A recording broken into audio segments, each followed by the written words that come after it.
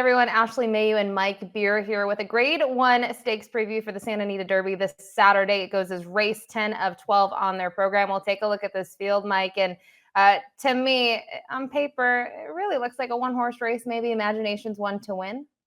It probably is. He's going to be the favorite in here for sure. It's just one of those races where Baffert, he's going to have the favorite in here and the likely winner. He didn't even enter his good 3-year-olds in this race, and he still just kind of has this field over a barrel. Yeah, I think the other horse, maybe if you want to make a case for maybe Stronghold, obviously was pretty, consistent in his career so far, but he hasn't been able to beat Winstock in that race 2 back. And then 3 back, we know how good Nisos is and was just much the best in the Bob Hope. So we'll take a look at the time form pace projections here. And in terms of the pace, it's expecting a fast pace with the 6 Tezudo, who's been forward in those last couple of efforts, now stretching out to 1.1 miles, like many are in this field, but also Imagination likes to be forward. And EJ won the Cup. Exit that race at Turf Paradise, the Turf Paradise Derby, where he was forward. I just don't know how quick necessarily he'll be at this extended distance. Yeah, I don't either. I mean, we'll see. We'll see how fast the pace gets. I'll disagree with the pace projector a little bit. I mean, I do think the 4 Imagination will be forward in here. For me, when I looked at this race, I think the 2 Topalo is going to the lead in this race. He's got an inside draw. I know they rated him last time, and it sort of worked out on a different surface, but this horse is fast, and I just think they're going to use his speed here and take their chances on the lead. And you see in his dirt starts, he has been pretty forward, especially the maiden score. I know it was going 7/8, but I think you have a great point about him. He should be forward. We'll just make a note here. The late pace flag, the LP flag, goes on the 3 Stronghold, which, yeah, he kind of sits off of it, but he's not been too far off of it, Mike, when you go through those races. Yeah, true enough. We'll see. I do think there is a way to look at this race, though, and whether you really like Stronghold or not, and whether you really want to take some kind of short price on him or not, and he will be a relatively short price in here, it does feel like he's going to fall into the right trip in this race. We'll kick off it here with the number 1 here for Antonio Garcia, who exits the Sunland Derby as well as Stronghold. This one was 4th best. He was stretching out around 2 turns for the first time on the dirt in his career. Prior to that, just had those dirt sprints, though his graduation score came at the maiden special weight ranks against Calbreds on the turf. Yeah, I mean, his dirt form's not terrible, but it's just one of those situations where you watch the Sunland Derby back, and he did his best in there. He's no match for Stronghold. This is a tougher field than that one. He's just really hard to like, even at a big price. The 2 Tapalo will take a look at his most recent performance, which did come at Golden Gate Fields and the El Camino Real Derby. And in terms of his performance, you mentioned Mike earlier, he did rate a little bit here. He was trying a new surface. He was stretching out in distance. I think this was a decent performance.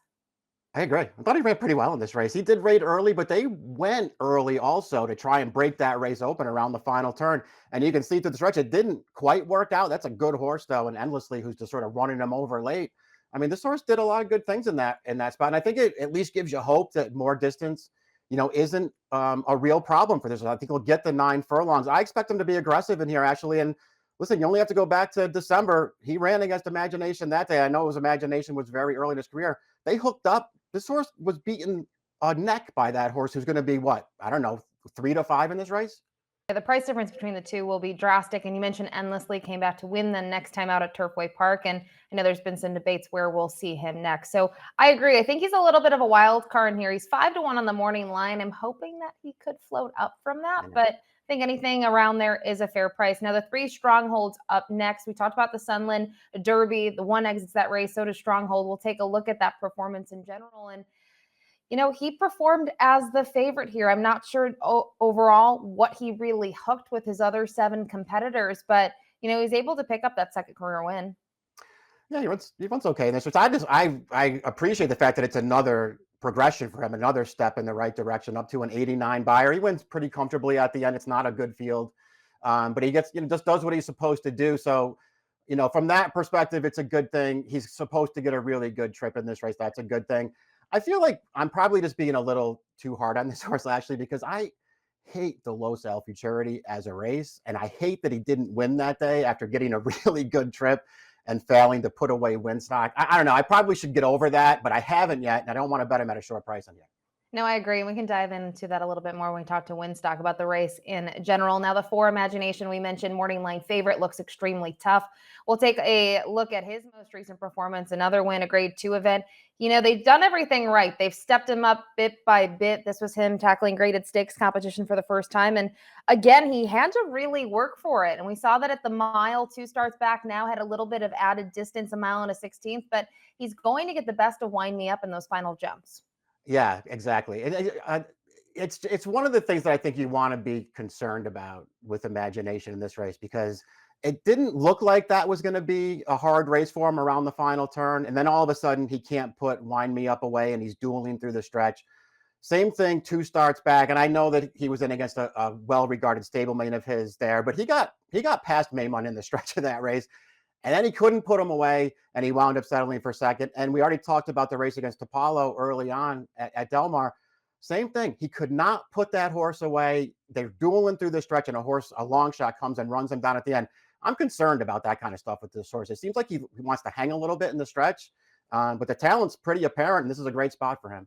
Yeah, he's gritty. It just makes you wonder, especially at 9 furlongs, if that's going to be the same thing. Because luckily, he was able to get the job done last time at a mile and a 16th. But it's a little deterring, I guess, that 2 starts back, he was unable to do that. Now, we were talking about the low South Futurity. Winstock won that, then came to the Southwest. He took a little bit of respect there, Mike, not a ton, but going back to the low South Futurity, I agree with you. I didn't really like the race. It was a short field. And I think I will say with him, for some reason, it seems like the stretch at Los Al played to him very well, which some horses it doesn't. It's a really long stretch. And for him, he was able to kind of sustain his bid and hang on by half length. Yeah, exactly. That's a really good point, and especially as it pertains to this race too, because going the 9 furlongs, I mean, you don't really have to maybe worry about this horse over the longer distance. And he did win the first 2 times Baffert stretched him out, so I guess those are both positives. I mean, his Southwest was a total disaster. I don't know, maybe it was the wet track.